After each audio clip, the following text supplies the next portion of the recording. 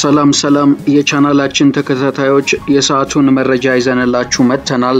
የኢትዮጵያ አትሌቲክስ ፌዴሬሽን ያዘጋጀው የኢትዮጵያ ከ20 እና ከ18 ዓመት በታች አትሌቲክስ ሻምፒዮና በድሬዳዋ ባለው ሞቃታማ የአየር ንብረት ውስጥ እየተከናወነ ይገኛል። ያም ሆኖ ውድድሩ እንከን አልባ አልሆነም። በተለይ ይህ ውድድር በመጣ ጊዜ ሁሉ አብሮ የሚነሳው የታዳጊዎች የእድሜ ሁኔታ አሁንም አጨቃጫቂ ሆኖ ተከስቷል። የአትሌቲክሱ ባለሙያዎች ጭምር ሳይቀሩ ከፍተኛ ቅሬታ እንዳደረባቸው እየተናገሩ ይገኛሉ። በዚህ ዙሪያ ሰፋ ያለ መረጃን እናደርሳችኋለን። በአንጻሩ የኢትዮጵያ አትሌቲክስ ፌዴሬሽንን ጨምሮ በዚያው በድሬዳዋም ሆነ በአዲስ አበባ በአትሌቲክሱም ዘርፍ ሆነ በእግር ኳሱ በወጣቶች ዙሪያ የተለያዩ ፕሮጀክቶች ተቀርጸው እየተሰሩ እንደሆነ ይነገራል። በዚህም ዙሪያ የኢትዮጵያ አትሌቲክስ ፌዴሬሽን ቀርጾ የሚያሰራቸው ፕሮጀክቶችን የምናሳያችሁ ይሆናል። ቻናላችን ላይክ፣ ሼር፣ ሰብስክራይብ ያደረጋችሁ መረጃዎቻችን ለሌሎችም እንዲደርሱ አግዙን እንላለን። ቀጥታ ወደ መረጃችን እናመራለን። የኢትዮጵያ አትሌቲክስ ፌዴሬሽን ያዘጋጀው የኢትዮጵያ ከ20 እና ከ18 ዓመት በታች አትሌቲክስ ሻምፒዮና በድሬዳዋ ከተማ እየተካሄደ ይገኛል። ለ7 ቀን በሚቆየው መድረክ በሁለቱም ውድድር ከ1000 በላይ አትሌቶች እየተሳተፉ ይገኛሉ። በድሬዳዋ ባለው ሞቃታማ የአየር ንብረት ምክንያት ውድድሮቹ ከጧቱ 1 ሰዓት እስከ 3 ሰዓት እና ከ9 ሰዓት እስከ ምሽት 1 ሰዓት እየተደረጉ ይገኛል። እንደ ዲስከስ፣ አሎሎና መሰናክል አይነት የስፖርት አይነቶችን ለማካሄድ የሚያስፈልጉ ቁሳቁሶች ከአዲስ አበባ ወደ ድሬዳዋ መግባታቸው ይታወሳል። በዋናነት በናይጄሪያ ለሚደረገው ከ20 እና 18 ዓመት በታች የአፍሪካ ታዳጊዎች መድረክ ኢትዮጵያን የሚወክሉ አትሌቶችን መምረጥ ዓላማ ባደረገው ውድድር 8 ክልሎችና 2 ከተማ አስተዳደሮች እንዲሁም 35 ክለቦች ተካፋይ ናቸው። ውድድሩ በቅርቡ እድሳት በተደረገለት የድሬዳዋ ስቴዲየም እየተደረገ ይገኛል። የድሬዳዋ ስቴዲየም በተከታታይ በርካታ ማሻሻያዎችና እድሳቶች የተደረጉለት መሆኑ ይታወቃል።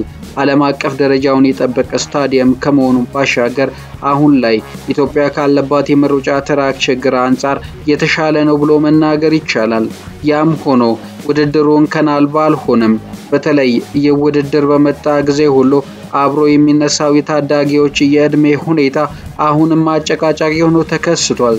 የአትሌቲክሱ ባለሙያዎች ጭምር ሳይቀሩ ከፍተኛ ቅሬታ እንዳደረባቸው እየተናገሩ ይገኛሉ። የአትሌቲክሱ አፍቃሪዎችም በተለያዩ የማህበራዊ ትስስር ገጾች ሳይቀር ቅሬታቸውን እያቀረቡ ይገኛሉ። የኢትዮጵያ አትሌቲክስ ፌዴሬሽን የስልጠና ጥናትና ምርምር ዳይሬክተር አቶ ሳሙኤል ብርሃኑ ውድድሩ ላይ በሚገኙ አትሌቶች የእድሜ ሁኔታ ደስተኛ አለመሆናቸውን ተናግረዋል። ሞላ ጎደል ጥሩ ነው። ምናልባት የጠበቅነውና ያሰብነውን ያህል ነገሮች ይሆኑልን ነው ብለን ባንልም ከውድድር እንደው ድባቡን ስንመለከተው ከአዲስ አበባ ወጣ ብሎ ከመደረጉ ጋር በተያያዘ ከሜዳው ሴፍ ከመሆን ጋር ተያይዞ እንዲሁ ብዙ ሌሎች እንግዲህ አንድ ውድድር ከሚያሳምሩ ነገሮች አንፃር ስንመዝነው በጣም ጥሩ የሚባል ነገር ነው ያየን ያለነው። ሁለተኛ ተደራሽነቱንም ከአዲስ አበባ ወጣ ብሎ የማድረግ ነገራችን እንዲለመድ የሚያደርግ አይነት ውድድር እንዲሆን ያደርጋው። ከዚህ ባለፈ ግን ከዚህ በተለይ ስንሰራ ከቆየንበትና ሁሉ ጊዜ በየአመቱ ከምንፎክርለት ይሄ በተለይ እድሜ ተገቢነት ነገሮች አንፃር በጣም እንደውም የባሰና እንደው አንገት የሚያስደፋ ነገር ነው ይሆነ ያለውና ከዚህ አንፃር ብዙም በዚህ ደረጃ ባለው ነገር እኔ እንደ ባለሙያም እንደ ባለ ሀገርም ደስተኛ አይደለሁም። የኢትዮጵያ ንግድ ባንክ የመካከለኛ ርቀት አሰልጣኝ ሰይፉ ነፍሱ ይህንን ሐሳብ ይጋራሉ። በነገራችን ላይ ብዙ ሸክም ያው ጥያቄዎችና መልስ ላይ ብዙ ጊዜ አሰልጣኞች ሲቀርቡ ምንድነው የፌዴሬሽን ችግር ነው ጎላ የሚያረጉት። እኔ የፌዴሬሽንን ችግር ጎላ አላረግም። በዚህ አካባቢ ላይ ትልቁን ችግር የሚፈጥረው ባለሙያ ነው። ያ ማለት አሰልጣኝ ነው። አሰልጣኝ ከክለብ ጋር ያለውን ቁርኝት ወይም የክለብ ውጤትን ለማሳመር ያክል የሚያደርጋቸው ስህተቶች ናቸው እድሜ ላይ ችግር እየፈጠረ ያለው። ምክንያቱም አሰልጣኝ ይዞ ባይመጣ ፌዴሬሽን እዚህ ጋር ያለውን ነገር ምንም ሊያደርግ ይችላል ብለ ማሰብ የለብም። በሌላ በኩል እዚያው ድሬዳዋ ላይ የኢትዮጵያ አትሌቲክስ ፌዴሬሽን የህፃናት አትሌቲክስ ስልጠና በስፋት እያካሄደ ይገኛል። የኢትዮጵያ አትሌቲክስ ፌዴሬሽን ከሚያከናውናቸው ተግባራት መካከል የነገ ተስፋዎችን የሚያፈራበት ትልቁ የስልጠና መንገድ መነሻ የሆነውን የህፃናት አትሌቲክስ ወይም ኪድስ አትሌቲክስ ስልጠና በድሬዳዋ ከተማ ማካሄድ ቀጥሏል።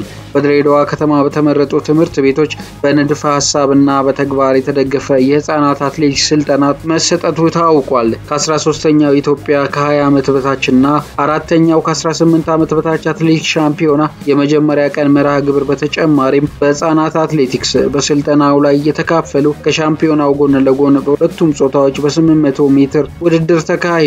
በውድድሩ ላይ ከአንደኛ እስከ 3ኛ በመውጣት ያሸነፉ በሁለቱም ጾታ የማበረታቻ ሽልማት ተበርክቶላቸዋል። ፌዴሬሽኑ ከድሬዳዋ በተጨማሪ በአዲስ አበባ፣ በአማራ ብሔራዊ ክልላዊ መንግስት በደሴ እንዲሁም በትግራይ ብሔራዊ ክልላዊ መንግስት በመቀለ ከተማ አስተዳደሮች የህፃናት አትሌቲክስ ስልጠና የሰጠ ሲሆን በተቀሩት ክልሎችና ከተማ አስተዳደር ስልጠናው ተጠናክሮ የሚቀጥል እንደሆነ አሳውቋል። በርካቶችም በስልጠናው እንደተደሰቱ ይናገራሉ። በስፍራው ከነበሩ ተሳታፊዎች መካከል ደስታቸውን ሲገልጹ የነበሩ በርካቶች ናቸው። በዚህ የኢትዮጵያ ወጣቶች ሻምፒዮና ዛሬ በጣም ከኮራውባቸውና ካስደሰቱኝ ጉዳዮች መካከል ቀዳሚው ይሄ ነው። የዛሬ ህፃናት የነጋገር ተረካቢዎች ናቸው ካልን እንዲህ ወርደን መስራት ይጠበቅብናል። ድሬ ቀደም ባሉት ዘመናት በእግር ኳስና በብስክሌት ሀገር በሚወክሉ ጀግኖች እንጂ በአትሌቶቹ አትታወቅም ነበር። ዛሬ ግን በእነዚህ ህፃናት ላይ ያየው ተስፋና ጉጉት የሚገርም ነበር። በተለይም ደግሞ አሸናፊዎቹ በዓለም አደባባይ የኢትዮጵያን ስም ከፍ አድርጎ ካስጠራው ዝነኛው አትሌት ስለሺ ስህነጅ ሽልማታቸውን ሲቀበሉ ማመን አቅቷቸው በመገረም ሲያለቅሱ ላያቸው ሆድ ያባቡ ነበር።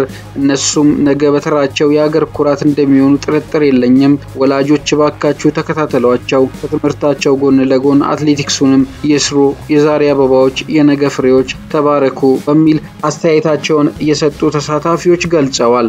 እንግዲህ ወደ ቻናላችን ተከታታዮች ከቻናላችን አብራችሁን ስለምትሆኑ እናመሰግናለን። ቻናላችንን ላይክ፣ ሼር፣ ሰብስክራይብ አድርጉ። በሌላ መረጃ ዳግም እስከምንገናኝ ሰላም።